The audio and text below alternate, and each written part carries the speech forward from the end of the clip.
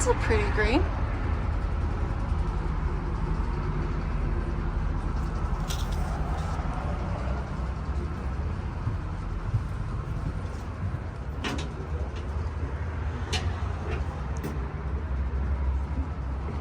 I'm gonna need to get a new one soon.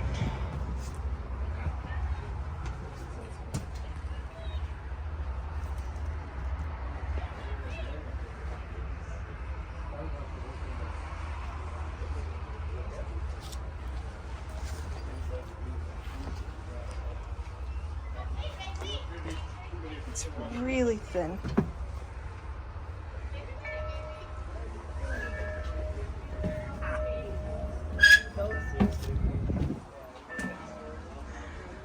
Oh,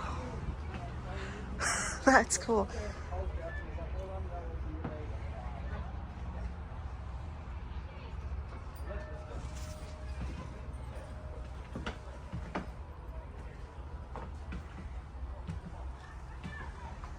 Wow.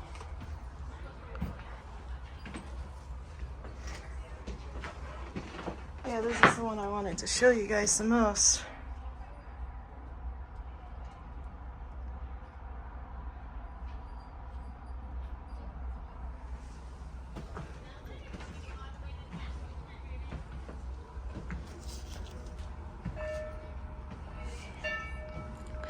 Here's my eye line. I look up. That actually is more realistic of what I see. But this is fascinating. Oh, there's a wasp in here. My name is Luke and I'm a brakeman here at the museum. Today we're going for 3 laps around our property, but before we depart, I need to go over a few safety rules. The first one is to please stay seated at all times. The second one is to please keep your hands, arms, feet, and legs inside of the train at all times. And then the third one is for those of you in the very back car, please make sure not to adjust the windows because that car is from 1880 and the windows tend to stick or fall and we don't want to have fingers getting pinched. So we have sticks in the windows, so please don't adjust those. With that being said, it looks like we're departing here.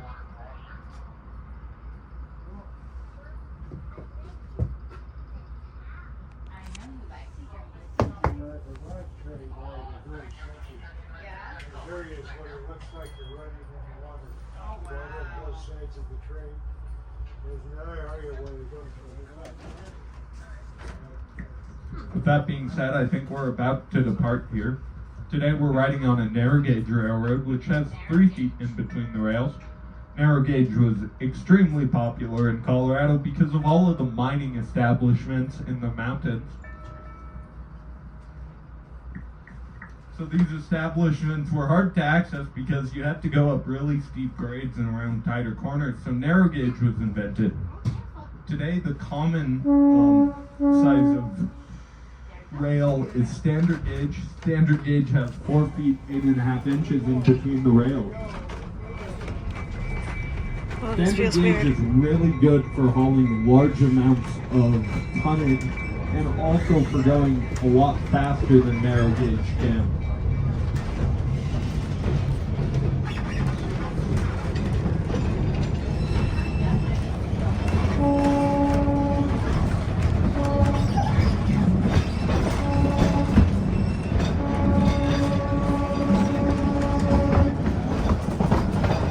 Where we do most of the workshop equipment. Currently we have 3 working steam locomotives in that roundhouse and 2 passenger cars which we are restoring. Currently we house number 491, number 20, and number 346 all in that building there. And we also have Colorado and Midland car number 111 and car number 284, which is similar to the one that is on the back of our train right now.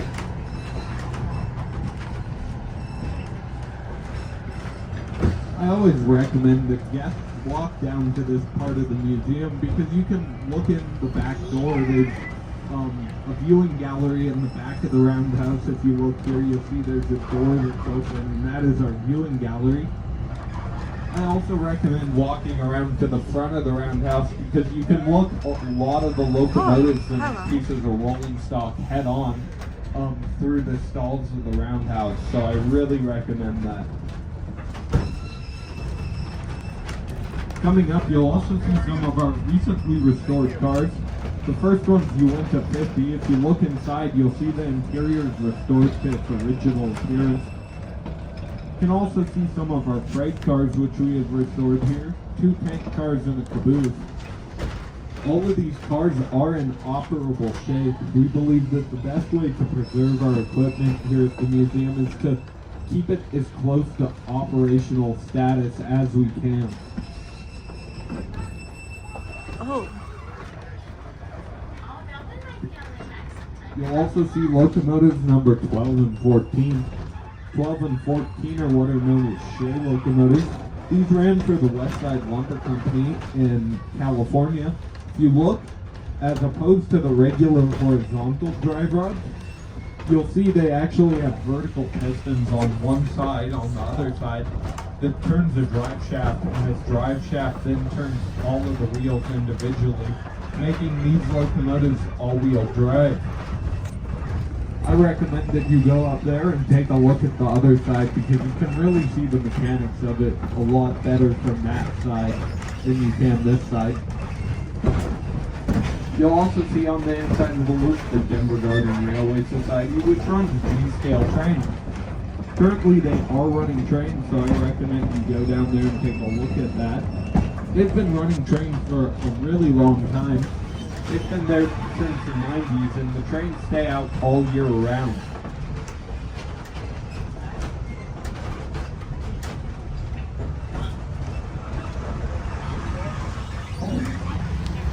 Here you'll also see 2 really unique locomotives, number 7 and number 1. If you look closely, you'll see there's actually a 3rd rail in the middle of each. This is what's known as a hog railway, because there are actually gears that interact with this 3rd rail and pull these locomotives up extremely steep hills. Those locomotives can go up to a 48% grade, as opposed to a regular locomotive, which can only go up about a 4% grade. You'll also see on the outside Chicago, Burlington, and Quincy 5629. That locomotive could be seen pulling trains between Chicago and Denver at up to 60 miles an hour because of its large size and large driving wheels.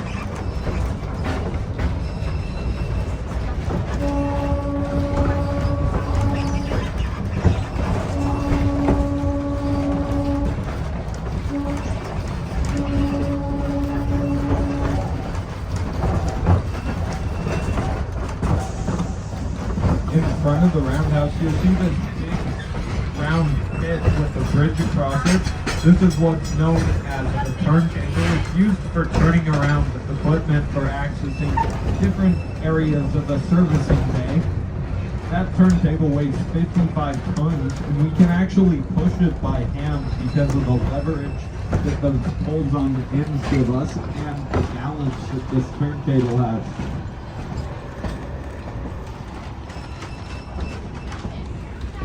Like I was saying earlier, we have Colorado and Midland car number 111 and stall number 4 right now at that roundhouse. This is in its preliminary stages of restoration. We're still fundraising for this project. If you would like to donate to this car, we're going to have a donation jug. Anything helps restore this car. Currently, like I said, it's in its preliminary stages, but our goal is to have it done in a couple years, maybe 1 year if we're really fast. But it's a really beautiful car on the inside, and we just want to make the exterior look as beautiful as the outside does. Or the exterior look as beautiful as the inside does. Yeah, they trade out what trains they use out every week. that one looks to have seats. coming up next month, we actually have a steam up opportunity on the 13th and 14th of May. We're going to be running both of our steam locomotives and prototypically and historically accurate trains. Currently, you can see them preparing one of those trains up on the outside of the loop. We're working on doing final touches on this train and restoring it so it's clear to operate on that day. I definitely recommend coming out here for that event. It's going to be really neat. I'll check that out in a bit. Like I said, we're going to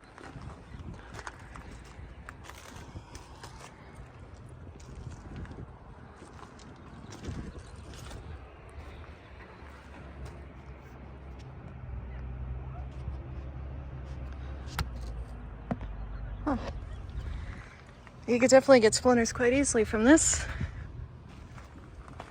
But I don't know.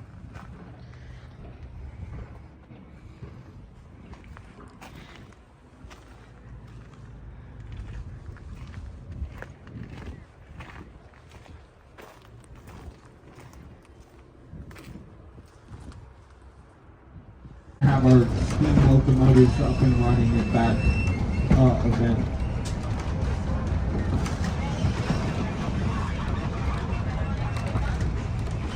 Pick up the little trains running.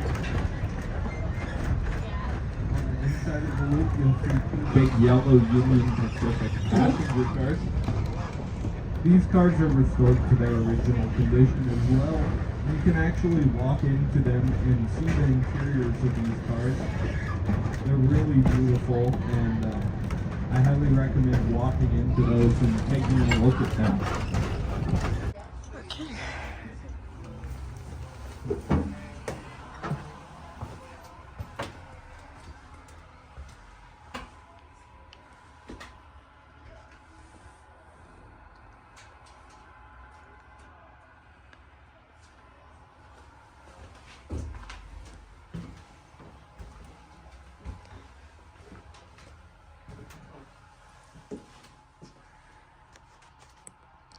Smells like an old car. I think it's because of the seats and the materials that they used back then.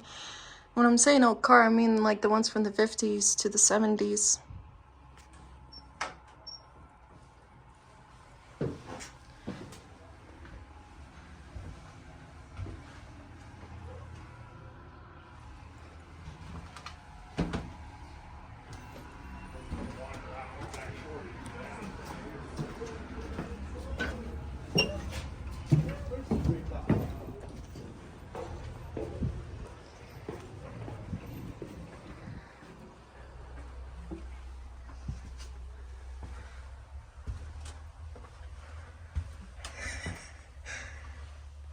So this is like 1, 2, 2.5 feet from wall to wall. So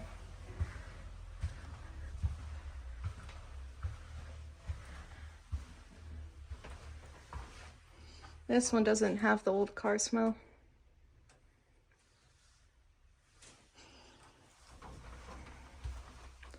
Whoa.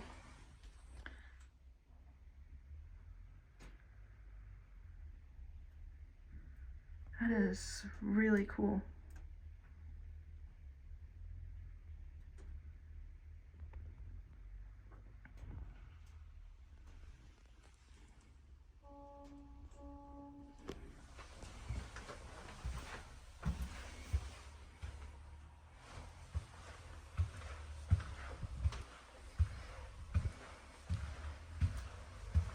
It has like an antique store smell. Oh god, there's spider webs. Well, nope, nope. Side of the loop, Denver South Martin Pacific number 191, which is actually the oldest locomotive in Colorado. Oh. Okay.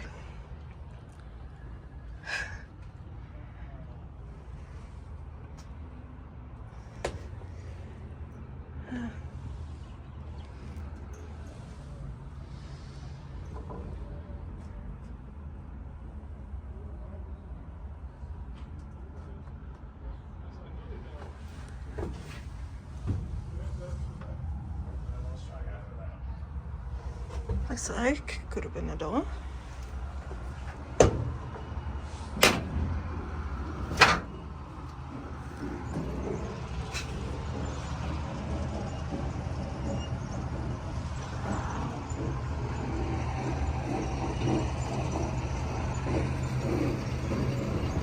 That locomotive shows you how much railroading has evolved over the years. That locomotive could only pull about 4 cars. So sticks are put in here to keep it up. I was informed this train, this cart, it's over 140 years old. So these do not hold as well anymore. Nice, it's sugar. Yeah, we'll leave them base. They don't smush us. And it's velvet. I guess I'm sitting backwards. Yep, that's why I was like, if you want to sit that way. Wood, not metal.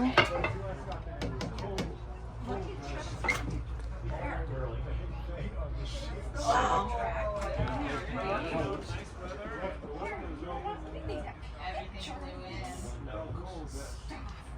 I'm gonna sneeze.